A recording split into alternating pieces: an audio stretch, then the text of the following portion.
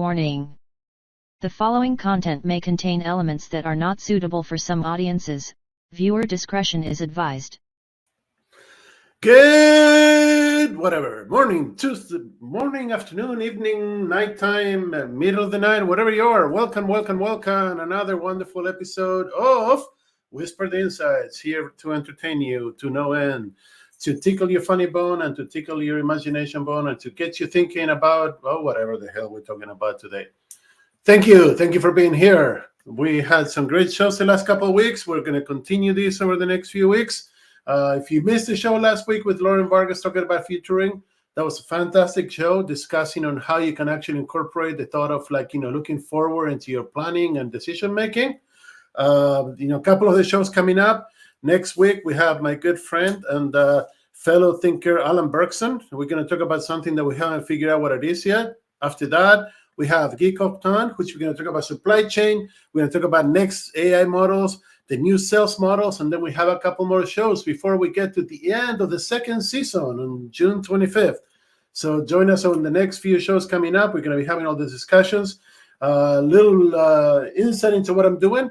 I'm building a website to hold all the Whispered Insights content. I'm going to be chunking the videos that we've done. I'm going to be creating shorts. I'm going to be creating a lot of things over the next few months, and I'm going to have a website where to place it as well to start blogging again. So you're going to get to see more of my blogging, not on LinkedIn, which, by the way, sucks, but in a real place where it's going to be findable, retrievable, usable, and all that stuff. So I think that's all the admin. Bathrooms behind you to the right and to the left. And if you hear a fire alarm, leave the building or something like that. That's about everything I can tell you. Today's show is going to be fantastic. Today's show is going to be amazing. We started a conversation with one of the best people in enterprise tech that I know. I've known him for 20 plus years. We worked together a few times in the past. Mr. Bob Stutz, my former boss at SAP, he invited me to his show. We started talking about a lot of things. One of them was, what's coming up in the enterprise technology space in the future. And I wanted to continue that conversation. And then we have today in our show, Mr. Bob Stutz. Hey. How's that for an intro? Hey, I love the warning on the content before the show. You need one of those. What is it? R17 ratings on it. I'm gonna change that. Yeah, there you go. But NC-17. Nowadays it's probably considered PG. I know, but I don't like that anymore. It takes time away, but whatever. I mean, Brent makes me put it. Brent thinks that this is gonna be a problem. If I say fuck of shit or whatever, I don't have the color warning. So there you go. And that's what it's for. Now he's got both of us on there. That's really bad. Yeah, this is going to be a fun show. How you doing? Good. Yeah. Enjoying the amazing climate change weather. We've been going through this 4 seasons in one day, which is pretty interesting. This last weekend in California, the UC Berkeley Snow Lab in the middle of the Sierras Nevadas registered 26 inches of snow in what was, on May 5th, the snowiest day of the season so far. They had more snow in one day than they had, in almost the entire season up there. So, yeah, there's no climate change. Everything's fine, So, anyways, yeah, it's fun. So how's that? How you guys melted a glacier or something around where you are?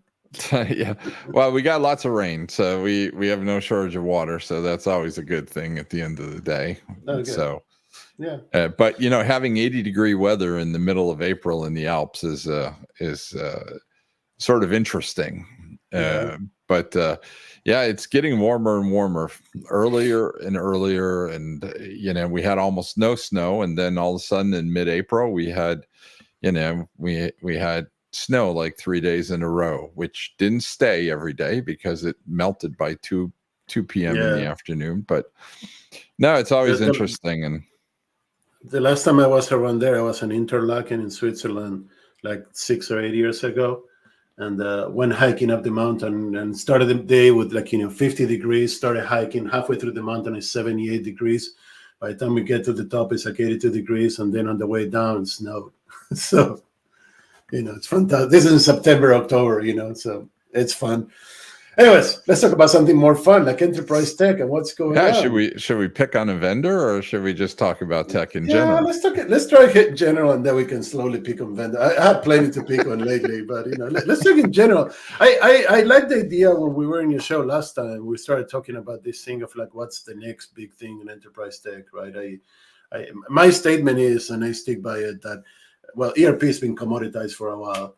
CRM has already been commoditized for the better part of a decade. When there's no more innovation, it's just like add-ons and things like that. CX didn't have the fizzle before it even started. So what's next? It's not AI. We know that AI is just No, AI is just another add-on in a lot of ways for right now, right? Until the tech gets more proven out and more readily available. But I think the problem is why those things become commoditized is because it's static data at the end of the day, right? And the processes haven't changed, right? If you look at SFA and you look at all the processes that encompass SFA, they haven't changed over the years, right? It's still the same stuff.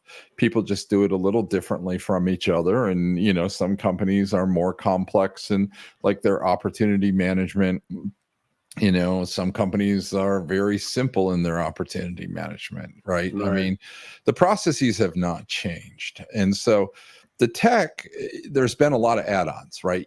So the whole bubble of sales enablement, right? All the companies that sprung up around sales enablement. And then you have the ones that are now springing up around revenue intelligence and intelligence in general.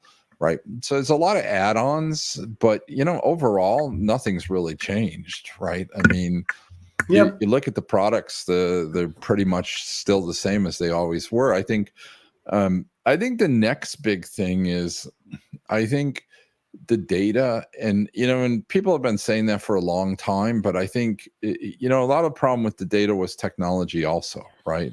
Mm-hmm.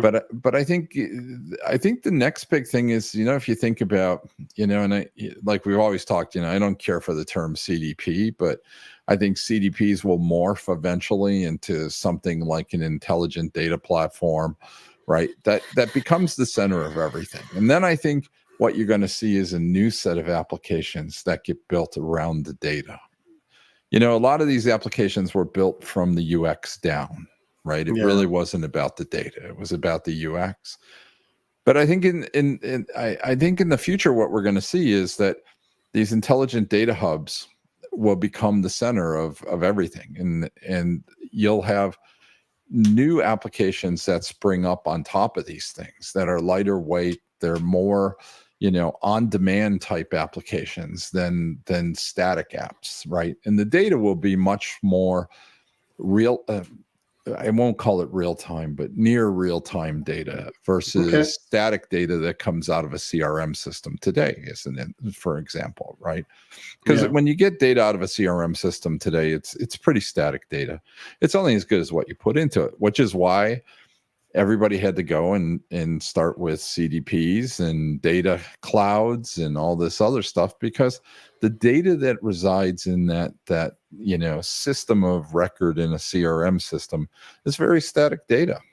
Yeah, it is. But so let me ask you a question before I love to get into the intelligent data house and all that, but before you get there, I mean, there was a huge push by vendors and supposedly by customers to go into verticalized solutions for CRM and everything else over the last 5 years or so. I don't think that it made a dent. Do you? I mean, did it make a difference? Well, I think industries,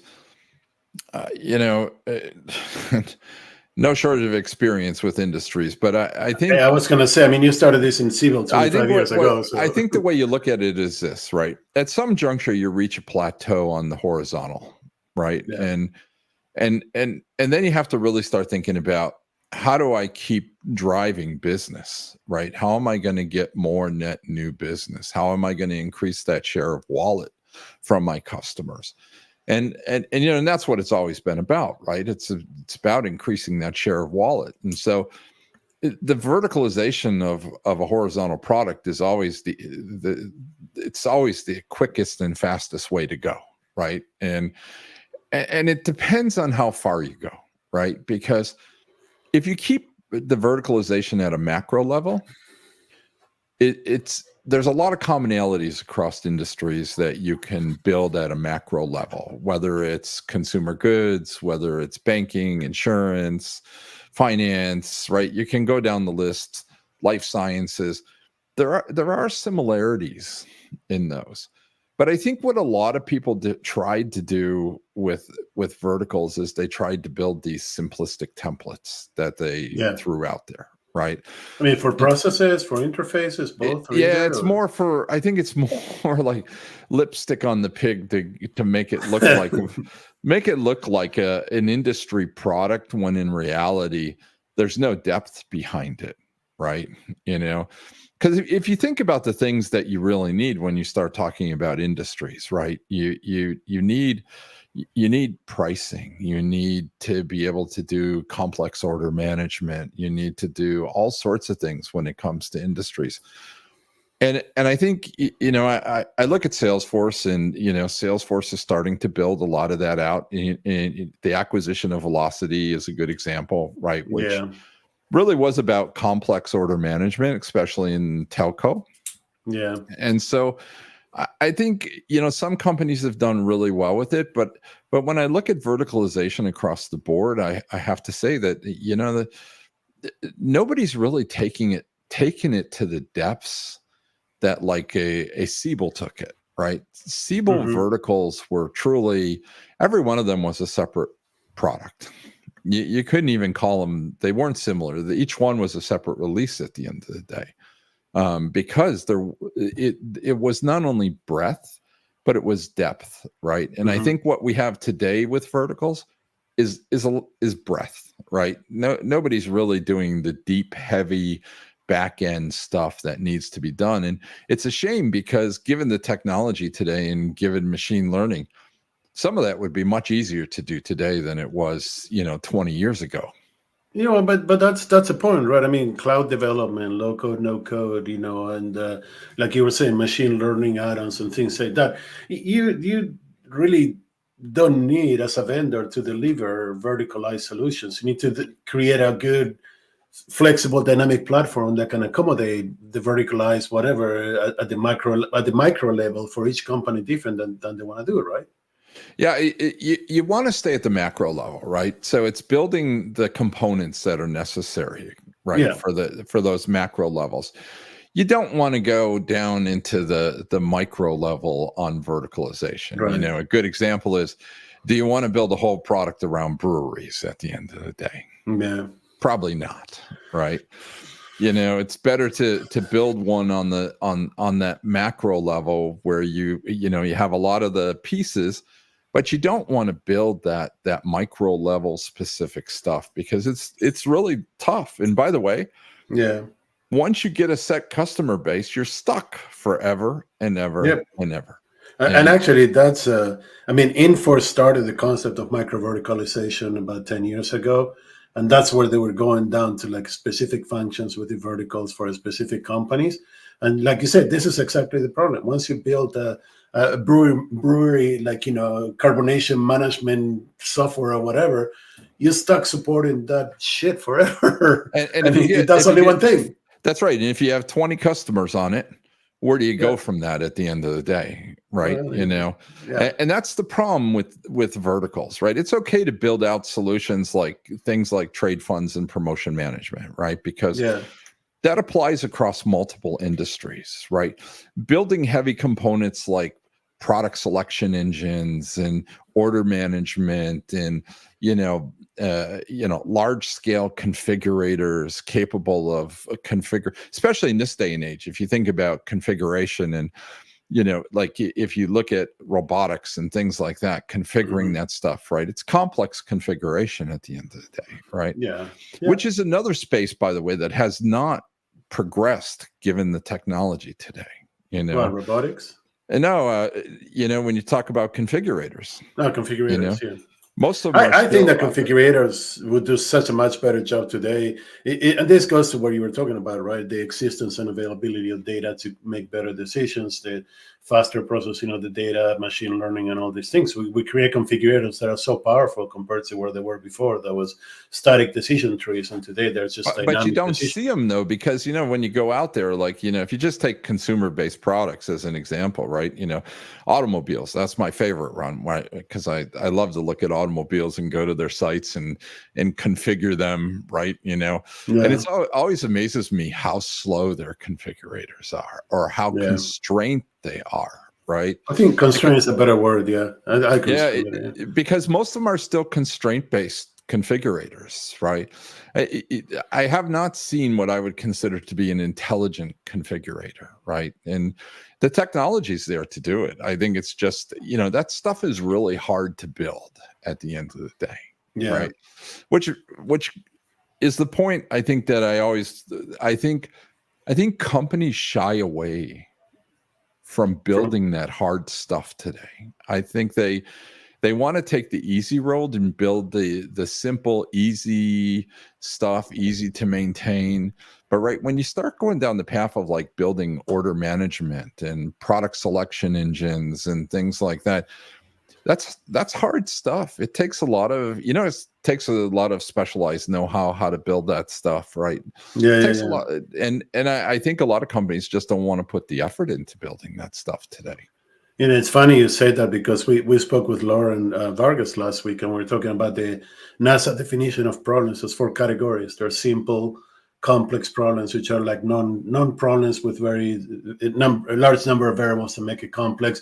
The next one they call wicked problems, which are like complex problem with an unknown number of variables, and then intractable problems that are like unknown problems on unknown length. And NASA tends to focus on wicked to intractable problems that take multi-generations.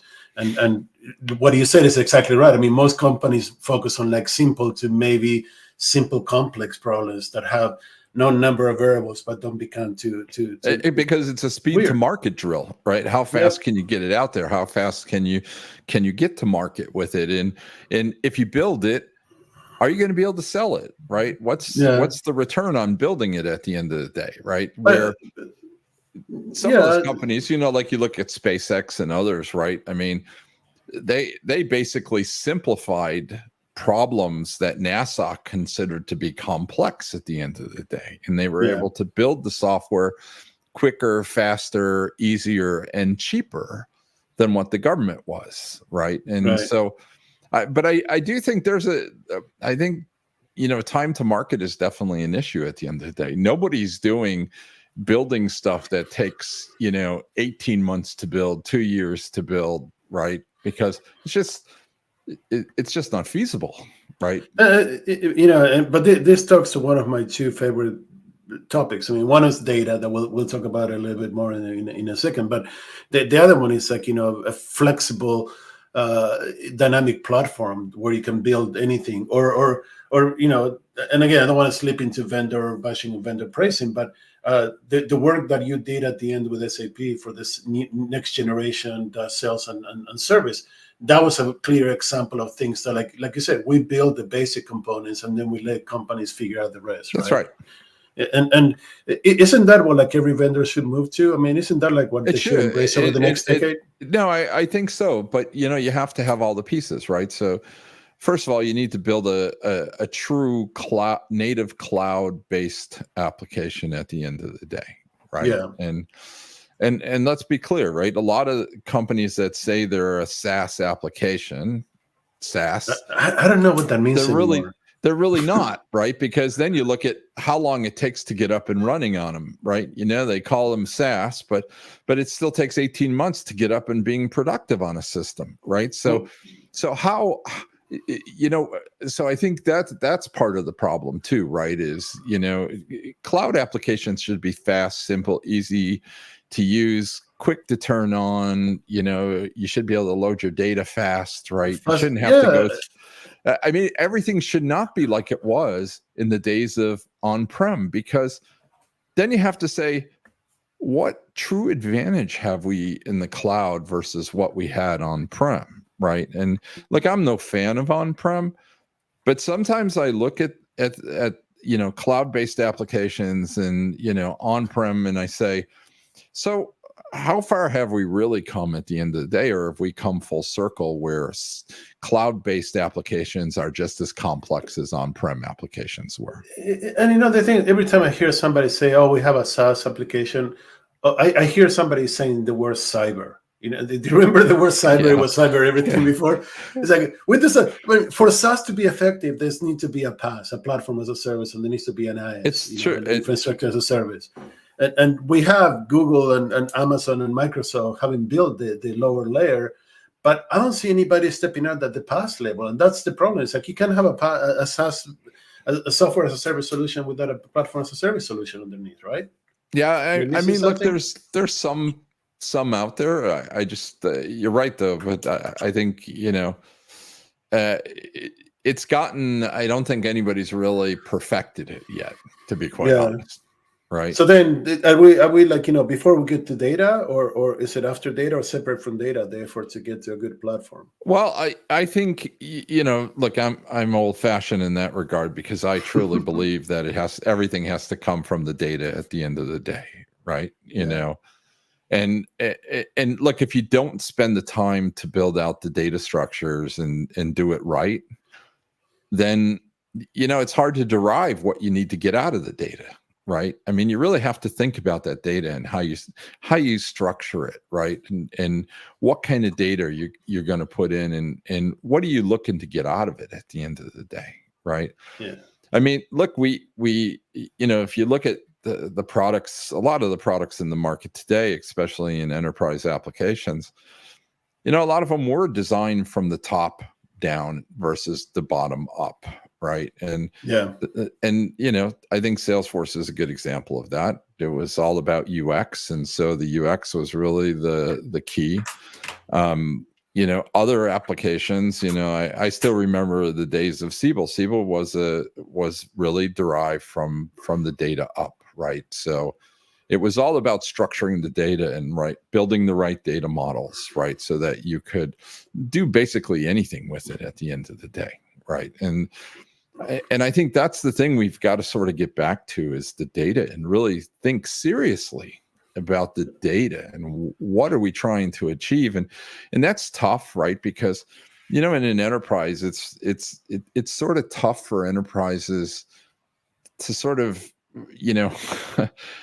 think in a way that they can bring all this data together that makes them more effective, more efficient in everything that they do. They like to think they do, but the reality is they're still very siloed, right? And data is still very siloed across the enterprise. And until that changes and companies truly start to think about, and that's why I think you need things like intelligent data hubs to do that at the end of the day. So let's move a little bit more into that. I mean, I think that the platforms are not going to be solved anytime soon. We had 20 years to focus on this. I think the ecosystem necessary to build for a platform to operate is not what vendors are focused on. I hope that the focus shifts to that over the next 10 years, but hopefully, but I don't know if it will. But since you said that Siebel was built from the data up, I mean, what happened to Siebel? How come wasn't able to get the traction that well, it had the traction for its day, right? But the problem was the problem was the UX, right? The problem was being able, and Siebel, I wouldn't say we had no code. We did have some low code, right? And it was a little more complex. You had to be an engineer. It was, it wasn't like a business analyst could change things, right? I tell you, from the analyst perspective, the straw that broke the camel's back on Siebel was the 685K thin client that you had to download to run on the web. That was a disaster because it changed more often. The problem was the times, right? We didn't change fast enough with the times, right? But the data. But let's go back to the data. I mean, like, from the data up, what does it mean to be built from the data up? I mean, it means that you really think about what you're trying to accomplish, right? So back in those days, it was about building the right data models. So as an example, right, telco, we worked very closely with AT&T to absorb their data model into the product, right? Mm-hmm. So if you think about how complex, even ordering a simple cell phone is, right? On the surface, it seems very simplistic, right? To you as an end user at the end of the day. But from an order management perspective, it's very complex. One cell phone, one order for a cell phone number may result in 1,000 suborders that have to go to different systems, right? And that was before all the acquisitions. Remember? And that was before all the acquisitions, right? It was very complex, right? I remember my first sort of realm into that was with pagers. Mm-hmm. And the fact of how complex it was to configure a pager, right? You don't think about that. You go to the store, you get a pager number, but the complexity of, and if I remember correctly, one pager number resulted in, I think it was like 3,000 separate suborders into different systems that had to be fulfilled, right? And the reason for that, by the way, I mean, to put some context, the reason for that is like the inter-routing between different networks. That's right. It's where the pager is located, right? Yeah. There's programming that has to be done on an automated basis, right? To program all that stuff, right? It's the same thing with telco, right? If you look at the other pieces of telco, like MACD and things like that, it's very complex, right? Turning a service on, turning a service off, all the things that have to happen, changing a number, right? On the surface, you think it's simplistic, but it's very complex. It's no different than in utilities, right? When you have to talk about, turning your service on, all the different things, right? And all the different systems that are involved, right? Because it's not just one database, it's multiple databases that have to be involved. And one of the things that Siebel did probably better than anybody that I've ever seen was that ability to simplify that on the front end by building a data model that could support all those different things. It could support billing transactions. It could support address changes going back to those systems. It could do complex order management, right? Yeah. It could do pricing and configuration, right? It was all those things, but it was all handled on the front and then sent to the back end systems, right? So it became the intermediary for a lot of that stuff, right? Which made it heavy and made it complex. But where they suffered was, it wasn't about the data that killed them. It was usability. It was the fact that, you had these horrible, how do you want to say it? It was the beginning of Java-based UX back in those days, right? Yeah, the screens were deplorable. We tried to replicate all the mainframe screens into the web with like four pixel fonts and data that was and performance became a problem. And not only did performance become a problem, but the ability to everything was list and forms back in those days, right? Which was the other problem, right? So you didn't have what you would call a pretty UX. It wasn't aesthetically pleasing to people at the end of the day, right? And Salesforce came along with this new UX that was more aesthetically pleasing, even though Salesforce was so simplistic, right? Yeah. And it couldn't do a fraction of it still can't do a fraction of what Siebel could do 20 years ago, right? But it was more usable for a lot of reasons, right? It was the first cloud-based application. You could give your credit card and you could turn on, up to, I think back in those days, 10, 15 users with a credit card, right? You could do a lot of things. You could import your contacts and it didn't take any time at all, right? They used to have these nifty little widgets where you could import your contacts and set stuff up, and literally back in those days you could turn on Salesforce and it was usable within probably a couple hours, right? Those days are over with, but for Siebel it was because the data was you could do anything with it. I mean, companies did all sorts of things. I mean, just think about today, like a complex situation like a telco. Think about what telcos do today. Not only do they do telecom stuff, but they want to sell credit cards. They want to sell cable television. They want to sell other products and services, right? The complexity of an order when you combine products and service, it makes it very complex. And there's not many systems that were able to do that. Siebel was one of them. And also SAP's one order system, which, was the other one that was, was built in CRM 7.0 for SAP. That also was a very complex order management, which could do heavy industry stuff at the end of the day. Well, but so I have a question for Nadine I want to get to, but before we get there, I mean, did we solve all the issues that are not data related over the last 20 years to the point that UXs and usability became better, processes became more integrated, data integration became more feasible, performance has improved, performance through the browser, even on telephones has improved. Are we at the point that we solved all those issues for the most part? No. Okay. We haven't. So, okay. So let me get to this question, and then we'll continue that. I mean, Nadine wants to know, when did you start to focus more on UX and usability, or what? When Salesforce came along. Okay. So I agree. I don't think anybody cared about. I mean, I won't say they didn't care, but taking into account a user's,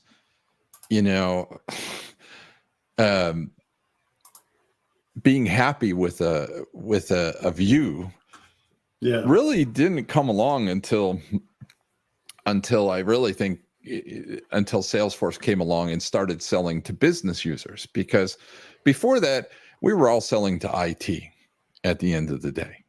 Yeah. IT bought, and that was it, right? And IT rammed it down their users' throats, whether they liked it or not. Right. And so, there was a lot of work between IT and the business units to make sure they had the right pieces, whatever, which didn't matter. To be clear, a lot of businesses were never really happy with the UX, right? Right. And then Salesforce came along and they had a different paradigm for UX. And that made everybody start to take really notice, right? And as time progressed, I think people became more and more serious about, wanting to make applications, especially enterprise apps, more aesthetically pleasing. They wanted to be able to make it so that the user, had a relationship with that UX, right? It made them want to stay on the product. It made them want to use it, multiple hours in a day, right? That's been the, sort of the whole trend towards that now, is trying to get, you want your users to have a love affair with your UX at the end of the day. Right. Yeah.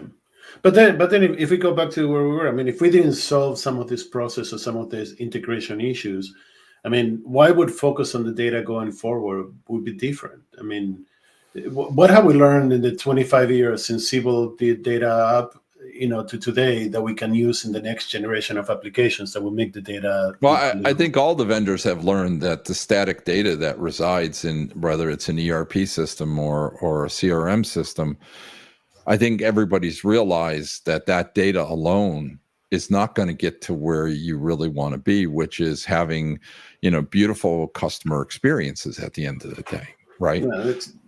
Right. I think that's the reality, right? Because, people look, a lot of companies that put in a lot of effort working with vendors to get to some level of where, the customer experience, both from a customer perspective as well as from an employee perspective, is better, right?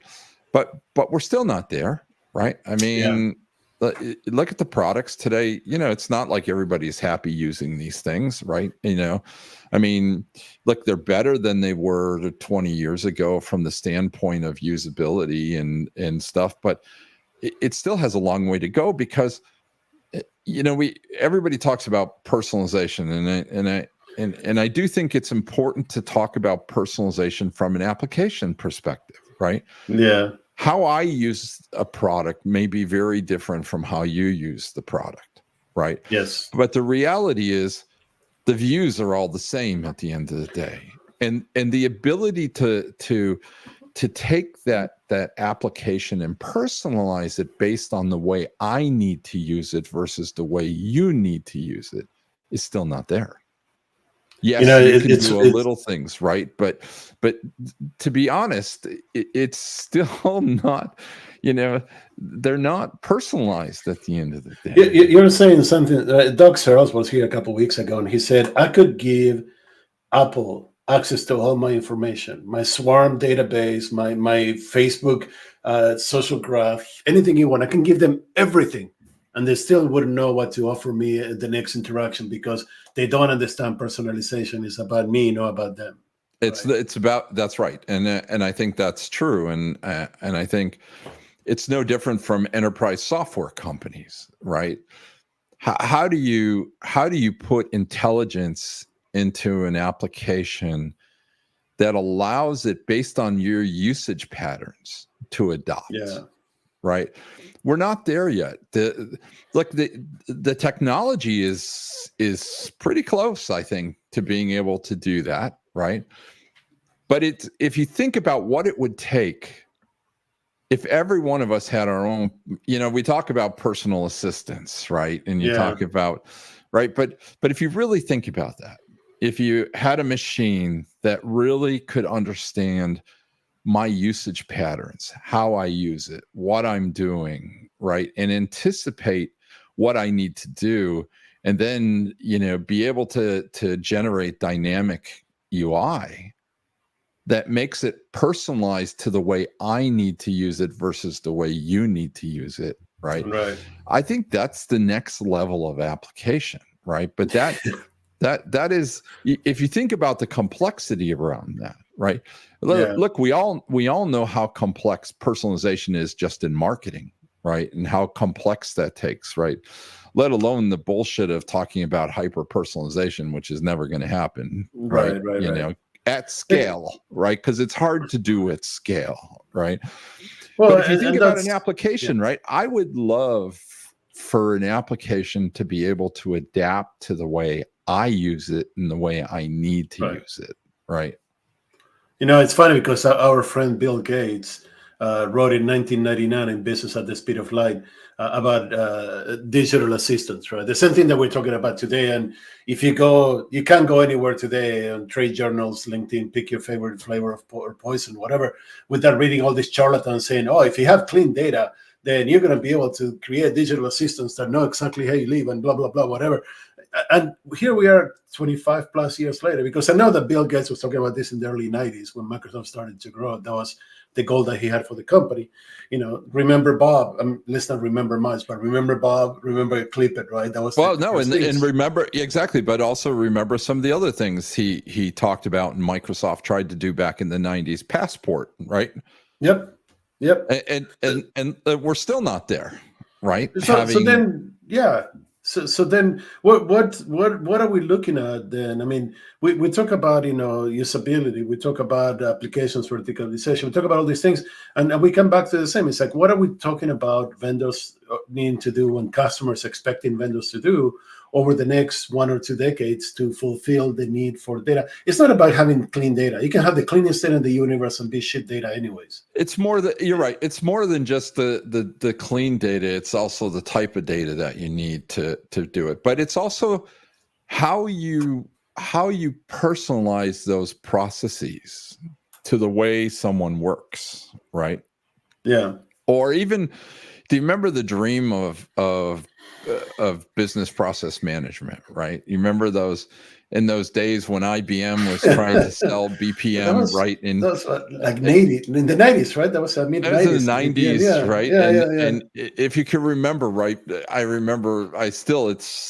It's like embedded in my mind. This stuff around how you would have a configurator, right? Yeah. That you could feed the processes in that you needed to run your company. And then the configurator would be able to spit out the application that, you could run your business on, right? That was the whole philosophy of business process automation and how it was going to revolutionize the world. But the reality is, here we are 20, 30 years later, and it still isn't materialized. Well, I mean, BPM became RPA, became journey management, became journey orchestration became Became AI, hyper-personalization That's became right. AI, and it's still dealing with the issue that we don't understand it well enough. So, and it's still not there, right? I mean, we right. still don't have what was promised back then. Yes, there were all these offshoots of it, right? RPA, process mining. I mean, you can go down the whole No. list of things, right? So then what are we looking at? I mean, let's start putting some pieces together for the future. I mean, I agree with you that it's got to go data up. I agree with you that it needs to be user personalized. You know, a million different versions of personalization by the user need to use and how they use the software. Not to like data or anything like that. Are the intelligent data hubs? You think is like the first step towards solving this problem? I think I think the intelligent data hub serves as in some ways the base for people to start thinking about how do you look at data differently? What's the data that you really need at the end of the day, right? What are the signals that you can capture, that you can bring in to make it more, not static, but living data, right? Because look, we live in a social world where everything today is pretty much real time. Yeah. But enterprise applications are still not real time.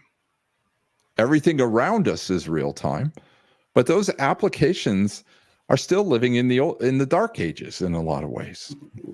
Do they need to be real time or near real time, like you said earlier? Well, look, if you want to give somebody, let's just take an example of customer experience, right? If you want to give somebody a dynamic customer experience, the data almost has to be real time data, right?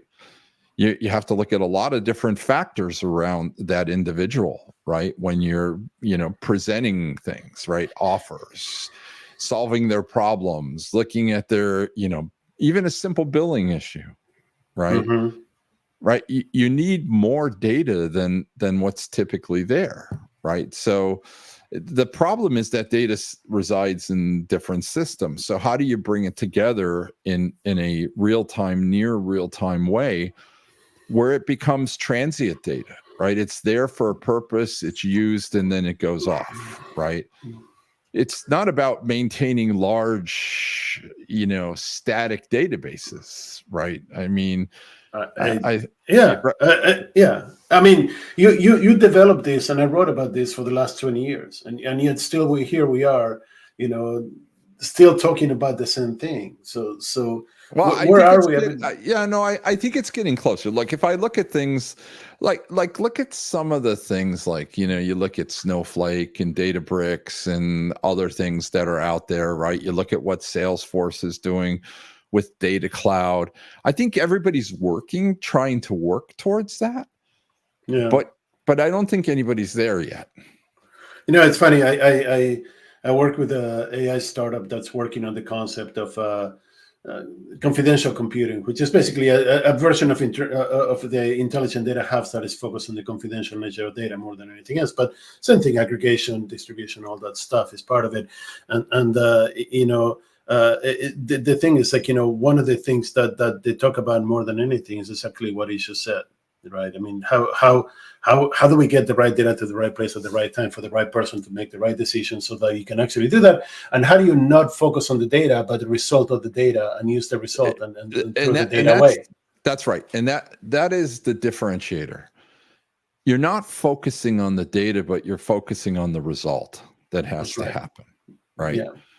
And that's the hard part at the end of the day, right? Because you have to be able to almost, pull out the crystal ball and start looking at all those outcomes that you want at the end of the day, and how do you get to those outcomes, right? And how do you make an outcome meaningful, right? And what's all the data pieces and signals that you need in order to make that outcome successful, right? And I think it's it's not an easy problem to solve at the end of the day, right? It's not, because I mean, I think that the biggest difference, and Jonathan Becker was on the show talking about data illiteracy, right? And that's what he was saying. People don't know what data is, and I agree with him there 100%. But the problem is, like, people focus on the data, not on the output that the data produces.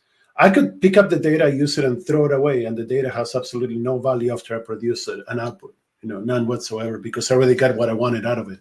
And to store it, to replicate it, potentially, it doesn't make any sense because, like you said, in near real time, things change dramatically. That's right, and that's why you need these transient data stores, right? That are still intelligent, right? Because they need to be able to move the data and use the data at the right time, at the right place, right? But then the data needs to disappear, right?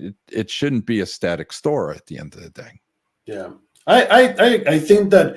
I'm with you. I think that the technology is there already. I think that what we evolved over the last 10, 15 years, look, anybody who says they're doing AI today, if you really dig deep into what they're doing the same shit they were doing 15 years ago. It's just labeled different, right? It was analytics before, then advanced analytics, now it's AI, but it's the same thing.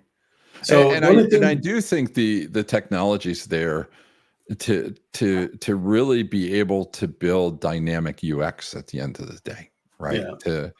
I agree. I totally agree. You shouldn't have to be constrained in how a UX displays the data, right? You should be able to, have a dynamic, UX that displays the data the way you want the data to be seen at the end of the day. You should be able to produce output from the data, an outcome, a piece of data, an information, an insight. I mean, whatever. look today, any enterprise application, how much of that shit is still list and forms? Yeah.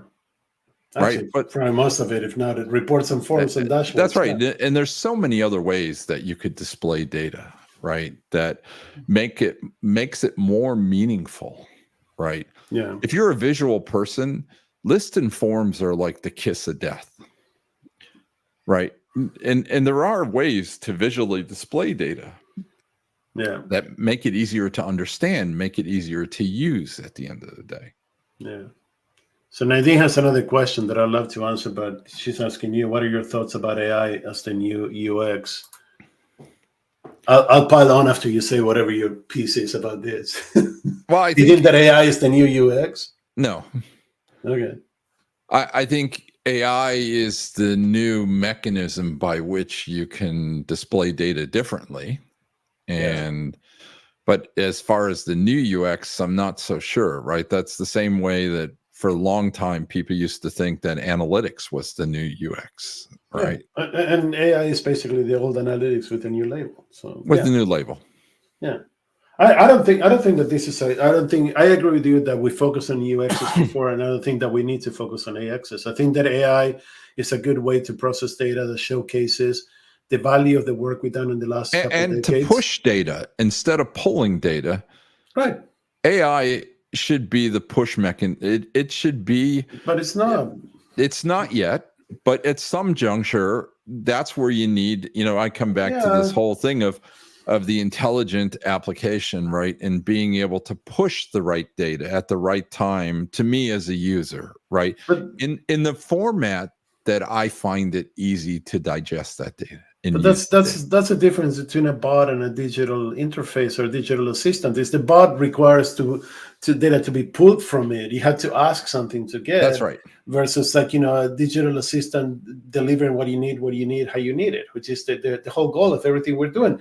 We evolve processing power, data processing, storage, flows, integration so much in the last 20 years that we're ready to do all this, but we are not, because we still focus on the same old way to doing this. The AI will be the new UX because it's a different interface to the same old problem. But then the question is, how do you charge for it at the end of the day? Because if you think about like if you watch movies, right, and you watch some of these sort of futuristic where they're using personal digital assistants, right, and the digital assistant says, oh, by the way, I see that you're going here and here. By the way, I booked you on this flight leaving at this time and put you into this hotel.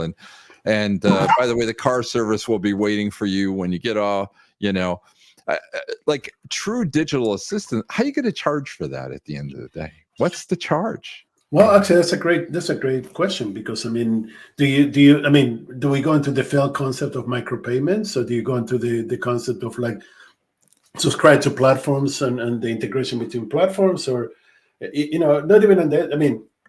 forget the end user and direct to consumer level of business to consumer. That's a different point. But how does the enterprise pay for this? I mean, how do we do it? Because right now we're still dealing with licenses, whether you call it, whatever the subscriptions or licenses, it's the same concept that you're paying for today, right? So how do we change that? And how much compute time is utilized for one person using one digital assistant at the end of the day, right? It depends on how much you use it, right? And what are you using it for? But the pricing models for this stuff too, I think, is another issue that people have to start thinking about. Yeah. And it's funny that you mentioned the compute time, because I mean, a lot of companies are actually getting stuck in the concept of computing on the edge and putting all the power on the phone, right? Oh, you can put an entire LLM on the phone. Well, yeah, but what's the fucking there's no fucking point to that, but whatever, but so, I mean, how do you distribute the difference between centralized power versus distributed power, and how do you charge for that, and what's the value and all the stuff? These are the questions that are nowhere near being asked, not even resolved, but not even being asked right now. And we've got a long way to go, right? Why do you think that is? I mean, what's the biggest holdback for all companies, organizations to actually embrace the new model of intelligent data hubs, dynamic platforms, personalized assistants, et cetera, et cetera? I think it all comes down to, actually, I believe it all comes down to one thing, which is the same with AI at the end of the day. It comes down to creativity, right? Like the technology is not the hindrance anymore. It's our human creativity that's the hindrance, right? You have to be able to think and be creative with this stuff in order to get the most advantage out of this stuff at the end of the day. Right? Is it creativity or understanding? No, I think it's a combination. I think it's creativity. I think the winners, look, I think the key winners in the AI space will be those companies that can be truly push the boundaries and be creative and think out of the box in a way like never before, right? Yeah. The problem with a lot of people is you're sucked into these old patterns of what you think an application should be. And what happens is you actually apply those patterns to new technology, which then limits your ability to actually be able to use that technology in a very different way. Do you remember the old problem, right? The same old thing, right? When somebody was on I remember this transition so clear, right? Somebody who was running a mainframe application that then moved to client server, that then moved to the cloud. What they wanted to do was replicate that same application that sat on that freaking mainframe in client server. And then when they moved from client server to the cloud, they wanted to do the exact same thing again. Because some of us made money doing that, by the way. That's right. But people think in patterns, right? Yeah. Those patterns get ingrained in you, right? From years of things, right? And I think the real winners in this next generation of applications are going to be those people who can think differently, who can look at applications and think about them in a different way versus the preset patterns that have been there for decades, right? It's hard to get out of those patterns. And this is actually, we got a couple of minutes, but this is one of the problems that I see today in the industry. We keep relying on the same pundits, analysts, influencers, consultants, SIs, That's right. who develop over the last 30 years their revenue models, which is what they keep pushing because that's the best way to do it for them. But we're not getting out of the rut of repeating the same mistakes we made in the past with new technology. That's right, and I think and to be clear, look, I don't want to. This is going the wrong way already. I can see. I don't want to knock those people because I think they do serve some useful purpose, but a lot of analysts do not even bother to look at the technology that's being used in those applications, right? Analysts, 98% of them right now are absolutely journalists that all they do is repeat what they're told in marketing speak. Because there's some good products. I recently had now just a short I recently, had an opportunity to take a deep look at Sugar CRM, and Yeah. and I had a lot of preconceived notions, right? Because these guys have sort of fallen off the chart, right? But I Yeah. have to tell you, these guys have more machine learning and Yep. complex AI running in the back end of their product than anybody in the industry. But they don't get credit for it at the end of the day because the analysts don't look at that stuff. They only Infor. Yeah. right? Yeah. I mean, 10 years ago, Infor had the best CRM. Sorry for, I don't know where you were 10 years ago, but sorry for that. But Infor had the best CRM. So I know. But the reason for that, no, the reason for that is because they created, they re-platformed towards a dynamic platform that allowed them to create, flexible processes. The same thing with Sugar CRM. Yeah. Sugar CRM had the best CRM that they didn't get any credit because they were so fucking stuck in the stupid open source shit instead of actually focusing on the value. But right? now, the open source stuff went away a long time ago. They have been focusing. Look, they acquired an AI company a long time, and they've been building some heavy duty AI stuff in the back. Like it takes a lot to impress me nowadays, to be quite honest. But I have to say, the stuff I saw was so, it was so far ahead of anybody else in the industry, but they get no credit for it at the end of the day, right? Because, and a lot of it is the analysts, because the analysts, I think, are very superficial, right? In a lot of ways, right? They're also influenced by how much money they're getting paid. It's true, right? I mean, if you're a Gartner or Forrester, you're getting, and by the way, those people have sometimes, I think, conflict of interest, because on one hand, they're supposed to be neutral and unbiased towards all products, but on the other hand, they're taking money to do webinars for companies, right? So how can you be unbiased in your judgment of a product, right? If you're doing that at the end of the day, right? To your whole point about their business model, right? So I do think the whole, and I agree, I think we need a whole nother way to look at these things, right? That is not just superficial, but much deeper, looking inside, under the covers, not at the surface level, but really going underneath the covers to look at these things. I think there's been incredible innovations that were ignored by the analysts because of the model of the market that they were covering. I think that when you and Jujar built the XRM platform for Microsoft, which gave way to the Power Platform that everybody says is so amazing right now, but it would have never happened with that. YouTube proving that it was possible in XRM. No, and the XRM was the basis, right? And it's still today is ahead of any other platform in CRM, by the way. But But back in those days, we got no credit for it, to be quite honest. Of course, well, actually, no. One of us gave you credit. Yeah, one of us in this call. That's true. I had like drug out bottles with Jujar, about this, and finally he understood the power was beyond just building a better CRM, and it was great when you guys got there. So anyway, but that's also so then data. We have 2 minutes, so we focus on the data going forward from the data app, dynamic platforms, quote unquote hyper personalization, or like million markets of one. Give me the next 2 years. Let's say that we get past this tech recession through the end of this year, and then next year we start investing again into something useful, right? I think the next 2 years is still people trying to figure out, playing the game of how do they make ChatGPT an add-on into their product at the end of the day. Okay, so let's avoid the stupid pilots and all that shit. Let's make it 2 years after that. At some point, they're going to realize that they need to build something else, right? I think during that process of trying to do that, I think they're going to realize that they need to rethink everything, and they need to come up with the true next generation that is very different from what's there today.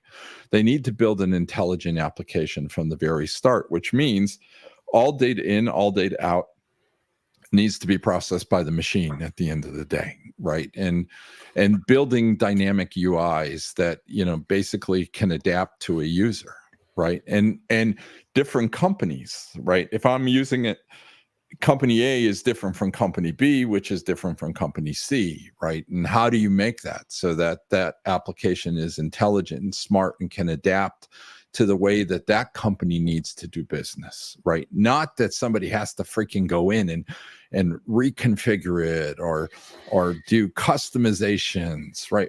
We should be beyond that. The future should be where that stuff is not manual anymore, right? That stuff should be very automated in a way that it can be done without a bunch of manual intervention.